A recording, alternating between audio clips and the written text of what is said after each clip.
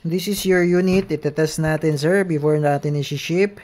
This is the WE 2011 High Kappa TRX Silver Slide Semi-Automatic Gas Blowback Pistol by WE. This is the box. Ayan, High Kappa TRX Silver Slide, black frame, made in Taiwan, WE brand. Okay, buksan na natin. Bago yan, ito sir yung free. Okay, number 12. Okay, number 12 na Pop Dyno, oil added. Pop Dyno green gas, and standard power. At yung request nyo sir na 0.28 grams na BBs. Ayan. So, sa mga gusto pong mag-avail ng unit, pwede po kayong mag-request kung ano yung BBs na isasama natin. Pero pag walang request po, ang naka-default po na BBs na kasama is 0.20 or 0.23. Pero kung gusto nyo pong mag-request, hanggang 0.30 po, no? Kung gusto nyo pong 0.25, 0.28, or 0.30, message lang po kayo, okay? 0.28, 3,000 shots. Okay? Now, buksan na natin. Ayan. So, owner's manual. Ito yung mounting plate para sa optic sight. Kasi optic ready na po ang ating T-Rex. This is optic ready po. Okay, so tago mo lang sir kung gusto mong maglagay ng optic sight. So pakita ko lang sa iyo yung optic sight na pwede sa ating T-Rex. Okay, ito po yung optic sight sir na pwede sa ating unit T-Rex. This is the Doctor and red dot sight. So kinakabit po siya dito sa rear sight. Okay, yung iron sight tatanggalin natin yon at ito yung kakabit. So kung gusto niyo pong mag-avail sir ng optic sight, red dot sight po ang tawag dito, no? Message lang po kayo sa amin sir. Okay, ito yung optic sight na para sa T-Rex. Okay, ito yung plate. Okay, dito pinapatong yung red dot sight. So bali itong pinaka base niya, itong part na to, re-remove natin yan and then ito yung ipapatong dyan sa plate. Okay? So, wag nyo po itong iwawala, sir, kasi kailangan nyo po yan pag maglalagay kayo ng optic sight. So, ito po yung unit. Okay, this is the brand new 2011 High Kappa T-Rex semi-automatic. Yan, made in Taiwan, ambidextrous manual safety. Dual safety function, yung manual safety and beaver tail grip safety. So ito yung sight, fiber optic na siya. Rear, orange yung rear, green yung front. Tapos itong rear, ito yung tinatanggal sir para sa optic sight. So pag maglalagay ka ng optic sight or red dot sight, ito yung nire-remove to, ito yung rear sight, iron sight. Okay, serrated na rin yung slide nya, front and rear. And cut on slide, both side merong cut. Then meron din siyang railing for the accessories. Yan, pwede ka maglagay ng flashlight dyan. Then ito naman yung thread nya, pwede ka maglagay dyan sir ng tracer unit. So kung gusto nyo pong mag-avail din ng tracer, yung tracer unit yung umiilaw siya, na umiilaw para siyang silencer, pero paglabas ng BBs umiilaw, para siyang parang alam mo, parang umaapoy yung muzzle, yung pinaka yung unit mo parang umaapoy pag lalo sa gabi, maganda siya sa gabi. Yun yung tracer unit ang tawag po doon. Okay?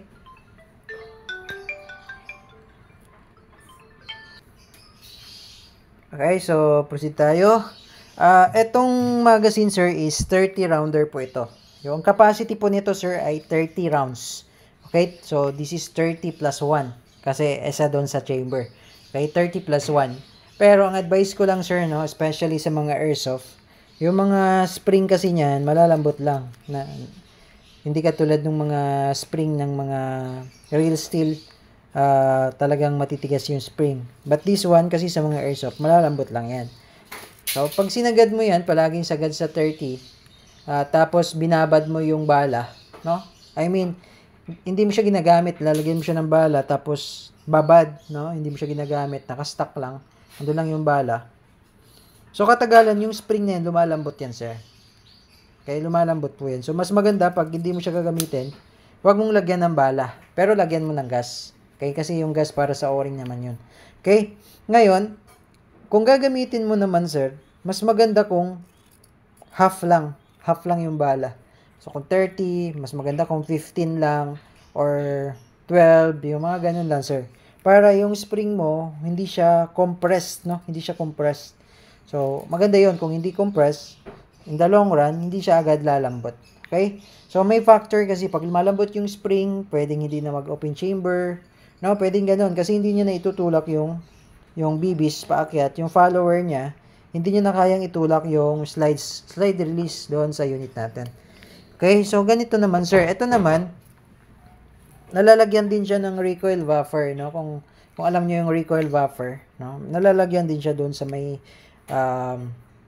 recoil niya, yung sa may recoil assembly niya. Okay, yung rod. Kaya doon po nilalagay yung buffer. Okay? So kung gusto niyo pong palagyan ng buffer, isang set po 'yon. Message lang po kayo sa amin kung gusto niyo palagyan ng buffer. Ano po yun, sir? Sold separately po yung buffer na yan, sir. Okay? So nga lang yung disadvantage nun, hindi siya mag-open chamber, pero ang advantage nun, yung slide nyo mapipreserve, no? Hindi siya masisira agad yung slide. Kasi pag itong part na to, ito sir, ito yung may notch yan.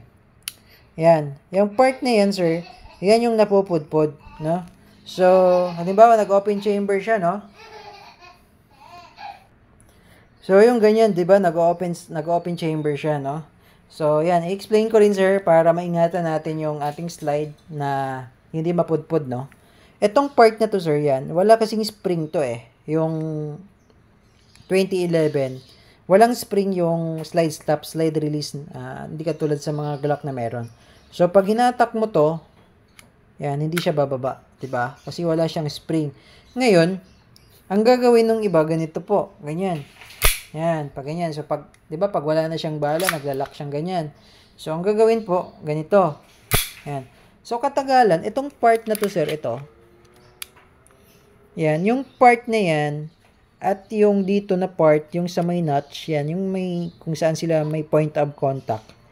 Napupudpud yan, sir, katagalan. Napupudpud. Pag lagi pong ganun ang ginagawa. Okay?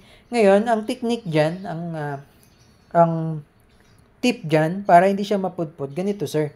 Etong slide, di ba, pag nag-open chamber, ang gawin nyo, ito, bali, itulak nyo lang siya ng konti. Ayan. Tutulak mo siya ng konti, di ba, gumit na yung slide stop, yung lock, gumit na yan.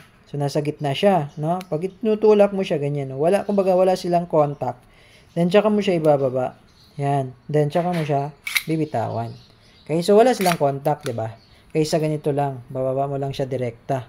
So, itutulak mo lang siya ng konti. Yan, hanggang sa gumitna. Then, ibaba mo yung slide stop, slide release. And release the slide. So, ganun po ang diskarte doon. Okay? So, ngayon, testing natin yung EPS. Kung ilang EPS. But before that, lagyan natin ng gas. 3 segundo lang po, sir, pag naglalagay ng gas. Upside down, 3 segundo, then press. 1, 2, 3. Okay? Yan, 3 segundo lang. Enough na po yun. Ubusin nyo muna yung gas bago kayo maglagay ulit. Okay? So, ito po, kapag malamig na malamig yung magazine, may factor. Pwedeng hindi na mag-open chamber pag malamig na malamig. Baka magulat kayo, sir. Ba't hindi na naglalak? Bago pa naman yung aking spring. 'Di ba? Hindi ko naman pinuno yung bala. Ba't hindi na siya naglalak? So, mayroon po kasing factor. Kung maraming factor kung bakit hindi siya nag-open chamber. Pwede ring malamig na yung magazine. So, dahil sa gas, lumalamig po yung magazine. Normal po yun. At pag malamig na malamig yung magazine, especially kung continuous yung gamit nyo, etong magazine, pag malamig, humihina yung blowback. So, pag mahina yung blowback, hindi niya na rin kayang isagad yung slide, di ba?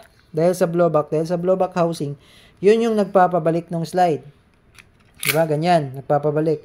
Ngayon, pag mahina yung blowback, hindi niya naabot. Hanggang dito na lang siya. So, hindi na din siya mag-open chamber. So, maraming factor kung bakit di nag-open chamber. Pwedeng pudpud na to, itong part na to. Pwede ring sira na rin yung spring o malambot na. Or pwede ring malamig na malamig yung magazine. Okay, so lagyan natin ngayon ng 2 BBs para sa chronograph test. Okay, on lang natin yung chrono. Ayan. Okay. So, testing. So, tingnan natin kung ilang EPS. So, by the way, sir, ito pala meron tong dual safety features, no? So, kailangan ikasama muna siya bago mo ma-activate. Yan. So, magkabilaan po yan. Ambidextrous po kasi yan. Ayan. Okay. So, yan. So, kailangan ikasa bago mo siya ma-activate. Then, yan. Hindi siya puputok. Okay, pag binaba ko yan, papalo na yung hammer. Ayan. Okay. And, yung isa pang safety niya ito. Yung grip. Beaver tail grip safety, no? Pag hindi ko to diniinan, kahit kalabitin ko po yan, hindi din siya pumapalo, yung hammer. Ayan. So, kailangan kasi diinan po ito. Ayan. Ayan. Okay, automatic pag hinawakan nyo ng grip, automatic pag hinawakan nyo yung grip, madidiinan mo siya, dapat madidiinan mo para pumutok. Kasi pag hindi mo yung nadidiinan, pwedeng mag-open chamber or pwedeng hindi pumutok. Ayan, okay? So, yun yung dual safety function niya, sir. Ayan.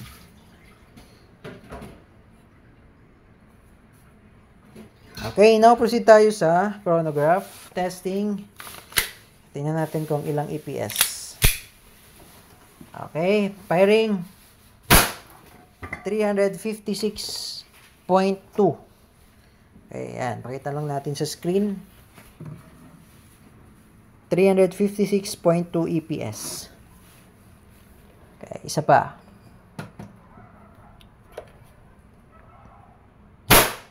354.2. So, ayan. Pakita lang natin sa screen. 354.2. Okay, so nagre-range ang T-Rex ng 350 pataas. Okay, so ayan, nag-open chamber. Yan yung sinasabi ko pong nag-open chamber na siya pag wala na siyang bala. So, ganito po, release the magazine. Always release the magazine muna bago mo siya ibabalik. Then, yung tinuro ko po sa inyo kanina na yung slide yan, pull back mo lang ng konti, then baba mo yung slide, stop slide release, then tsaka mo siya release. Okay, then hammer down. Okay, so now proceed tayo sa shooting test. Shooting test tayo ng inyong 2011 High Kappa T-Rex. This is the brand new 2011 High Kappa T-Rex by WE. And loaded with 10 rounds 6mm BBs. Okay. Testing. Firing.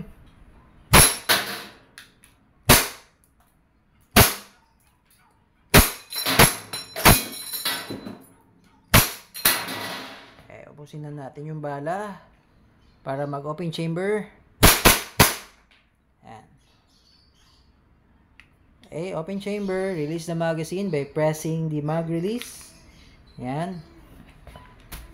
And then, yung tinuro ko po, sir, no, always po talaga yung i-apply yon para maingatan natin yung slide. Yan. Pull back the slide ng konti. Then, press down the slide, stop slide release. Then, release the slide. Hammer down. Okay. So, okay na po, sir, ang inyong unit. This is the brand new 2011 High Kappa T-Rex by WE, made in Taiwan. If you have more questions, sir, message lang sa aming page. 5th Generation Hub Shop. Thank you, sir, and have a nice day po.